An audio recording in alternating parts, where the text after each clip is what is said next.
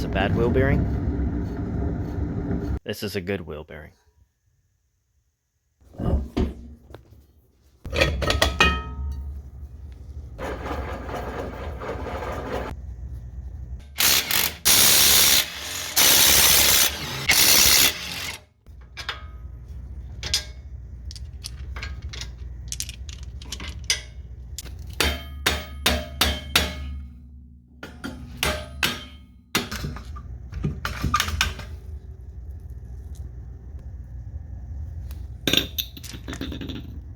Here you want to pay attention to the shape for replacement.